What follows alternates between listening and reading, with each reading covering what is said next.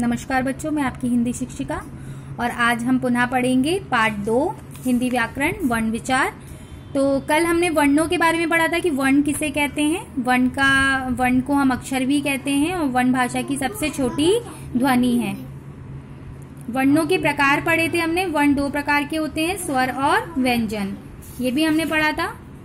विशेष पढ़े थे हमने कि व्यंजन स्वरों की सहायता के बिना बोले नहीं जाते हैं, है ना। स्वर स्वतंत्र होते हैं, स्वर के बिना हम व्यंजन को हलंत लगा के लिखते हैं। ये सब हमने कल पढ़ा था और इसकी मात्राओं के बारे में भी पढ़ा था। आज हम पढ़ेंगे स्वरों का प्रयोग मूल रूप में भी किया जाता है।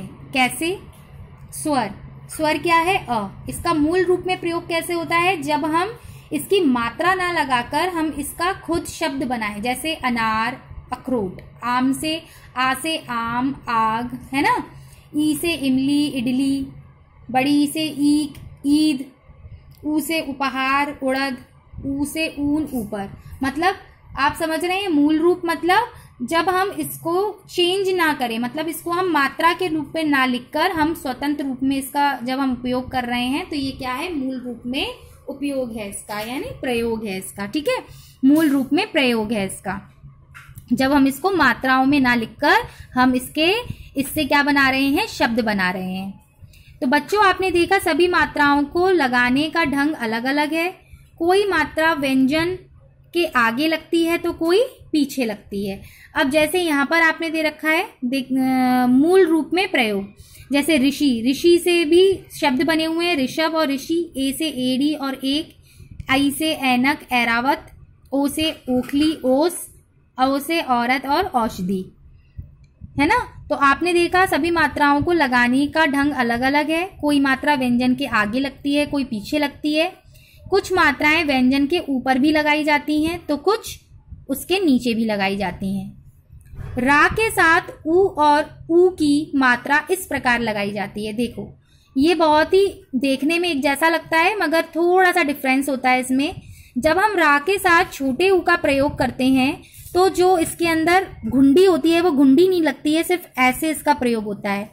और जब हम रा के साथ बड़े ऊ की मात्रा लगाते हैं तो वो घूम जाती है, ये ऐसे घूम जाती है। तो यही अंतर होता है, क्योंकि ये हर्ष स्वर है और ये दीर्घ स्वर है। इनके बोलने में भी उच्चारण में अंतर होता है, क्योंकि इसको बोलने में बहुत कम समय लगता है और इससे दुगना समय, यानी ऊ और ऊ दोनों में अंतर है बोलने में। इसी प्रकार से जब हम रा के साथ ऊ का प्रयोग करते हैं या ऊ का प्रयोग करते हैं तो दोनों के लिखने में भी अंतर आता है।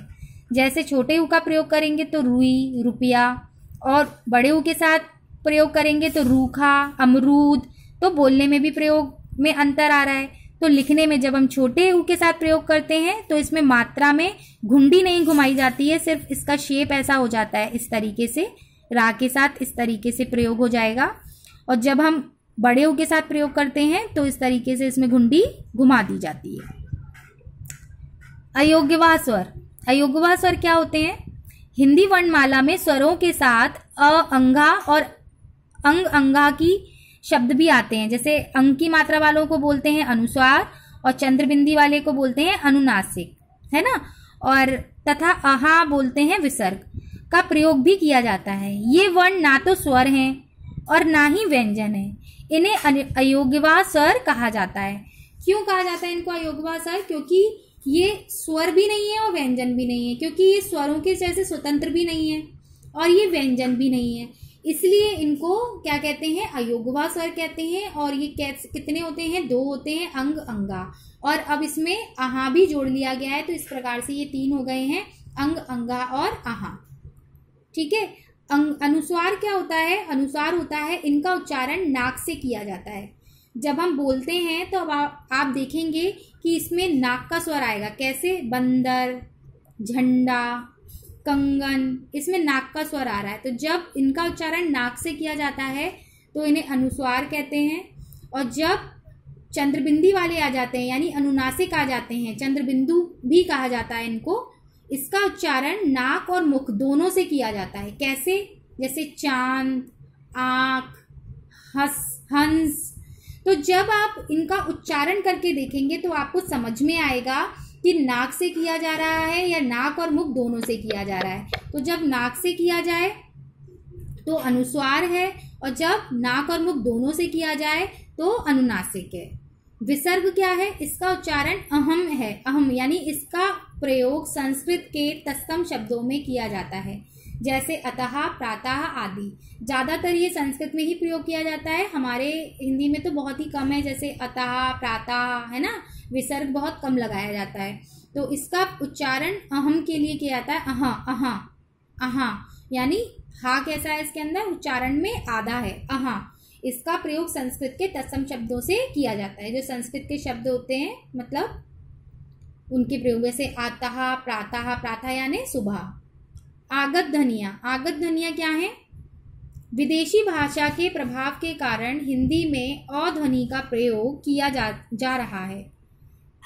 अंग्रेजी भाषा के शब्दों में किया जा रहा है, जैसे बॉल, डॉक्टर आदि।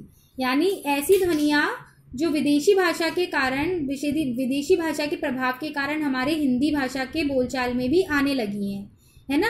तो जो अंग्रेजी भाषा के शब्दों में से क्या किया कर रहा है, इनका प्रयोग क्या कर रहे हैं हम, अंग्रेजी भाषा के शब्दों में किया जा रहा है, जैसे बॉल, डॉक्टर। तो इनको लिखने के लिए हम आगत ध्वनि का प्रयोग करते हैं, और इसका जो चिन्ह है वो इस तरीके से है, चंद्र बिंदु जैसा, मगर बस हम इसमें बिंदी नहीं लगाते हैं। अगर हम इसमें बिंदी लगा देंगे तो ये अनुनासिक हो जाएगी, और जब हम इसमें से बिंदी नहीं लगाएंगे तो ये आगत ध्वनि हो जाएगी।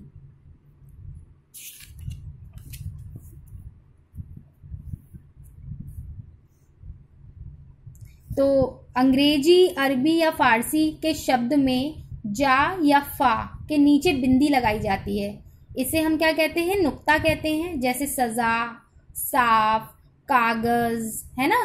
तो जब हम बोलते हैं तो इसमें ज का प्रयोग भी आता है और फ का भी आता है। तो जब ज के नीचे और फ के नीचे नुक्ता आ जाए तो ये कैसे शब्द हैं, अरबी फारसी के शब्द हैं अंग्रेजी के। तो ये क्या है, आगत ध्वनियों में आते हैं, इन्हें आगत ध्वनियाँ कहते हैं। इसके बाद आते हैं संयुक्त व्यंजन। संयुक्त व्यंजन क्या है? हिंदी में 4 संयुक्त व्यंजन है, छ, त्र, ज्ञ और श।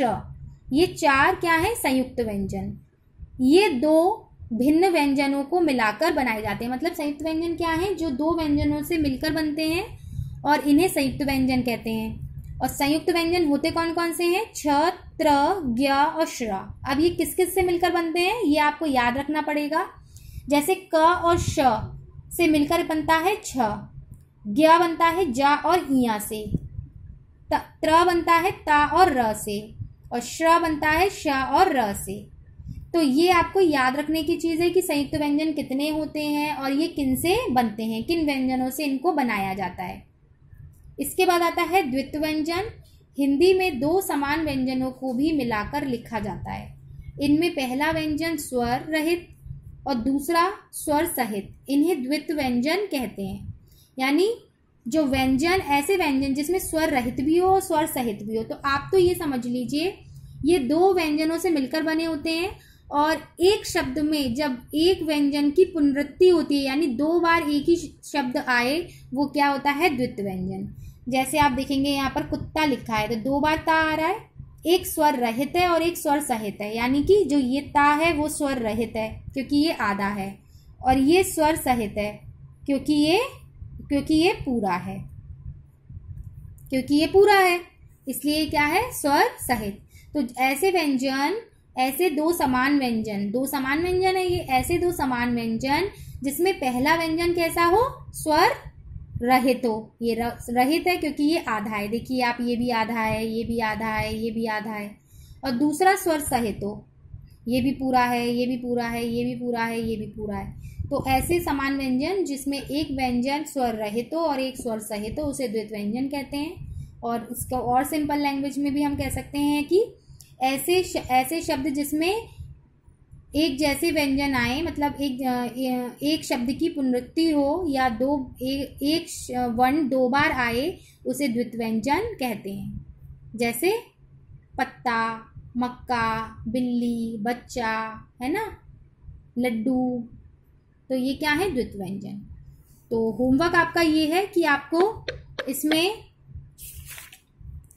अयोग्यवा, आगत ध्वनियाँ, ये इस चैप्टर को बहुत अच्छे से पढ़ना है, पूरा पढ़ना है।